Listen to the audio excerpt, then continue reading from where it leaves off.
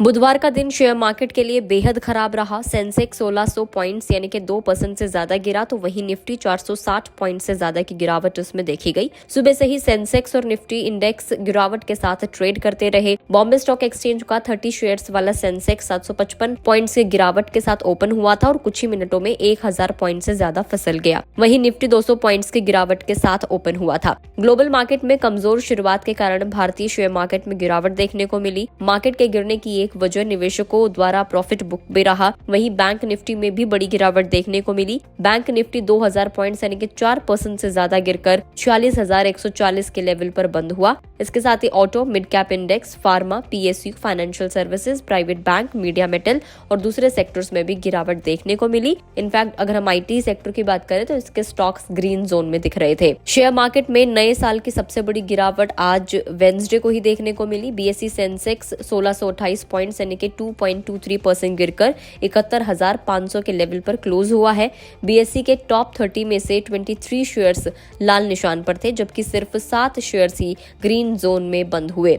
HDFC bank, Tata steel, Kotak Mahindra जैसे shares सबसे ज्यादा गिरे। निफ्टी 460.35 पॉइंट्स यानी कि 2.09% टूटकर 21,571.95 के लेवल पर बंद हुआ। चलिए अब जानते हैं कि 5 रीजन क्या थे जिनकी वजह से आज का जो मार्केट है उसकी ओपनिंग भी गिरावट के साथ हुई और क्लोजिंग भी गिरावट के साथ हुई। तो बैंकिंग शेयर्स में गिरावट के साथ साथ अमेरिकी फेड रिजर्व के ब्याज दरों में कटौती में देरी की आशंका से बाजार में गिरावट आई। इसके साथ ही यूएस में बॉन्ड यील्ड में तेजी आ रही है। साथ ही बड़े पैमाने पर आज मुनाफा वसूली हुई। वहीं आज शेयर मार्केट में सुनामी की बड़ी वजह एशियन मार्केट्स में बड़ी गिरावट देखी गई। चीन में ग्रोथ का जो डेटा आया है वो उत्साहजनक नहीं है। चौथे क्वार्टर में चीन की इकोनॉमी में 5.2% तेजी रही, जो कि उम्मीदों के मुताबिक नहीं है। चीन का ब्लू चिप इंडेक्स शुरुआती कारोबार में 1% से भी ज्यादा गिरावट उसमें दिखा रहा था। इसी तरह हांगकांग के हैंग सेंग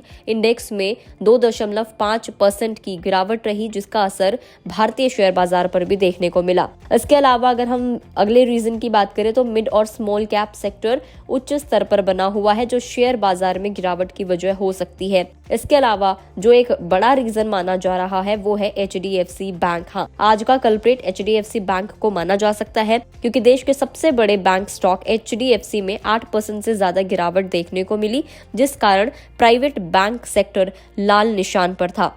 क्योंकि सेंसेक्स और निफ्टी में इस शेयर का भारी वेटेज है, ये तकरीबन 14% के आसपास कंट्रीब्यूट करता है। बुधवार 17 जनवरी को एचडीएफसी बैंक के शेयर्स 6% की गिरावट के साथ ओपन हुए थे। बैंक का दिसंबर क्वार्टर का शुद्ध मुनाफा और नेट इंटरेस्ट इनकम यानी कि एनआईआई तकरीबन बाजार के अनुमानों के मुताबिक रहा, लेकिन तिमाही आधार पर फ्लैट मार्जिन ने निवेशकों को निराश किया। फ्लैट मार्जिन से ये संदेश गया कि एक्स्ट्रा कैपिटल का बैंक को फायदा होता नहीं दिखाई दे रहा है। तो इसके जो रिजल्ट्स थे ये एक बड़ा रीजन रहे हैं, जिसकी वजह से बैंक निफ्टी में एक बड़ी गिरावट देखने को मिली और इसका पूरा असर शेयर मार्केट पर पड़ा।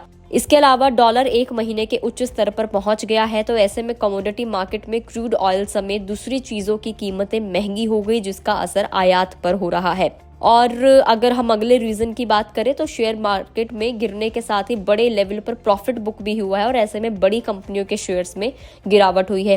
तो ये कुछ 6-7 रीजंस हैं जिनकी वजह से आज का स्टॉक मार्केट है वो क्रैश कर गया। शेयर मार्केट में भारी गिरावट के कारण सबसे बड़े प्राइवेट बैंक एचडीएफसी बैंक 8.35% टूटकर 1539 रुपए पर शेयर के लेवल पर यह बंद हुआ। इसके अलावा इंडियन एनर्जी एक्सचेंज करीब 10% टूटकर 147.85 रुपए पर शेयर पर बंद हुआ। जोमेटो 4.46% टूटकर 127.60 रुपए पर शेयर।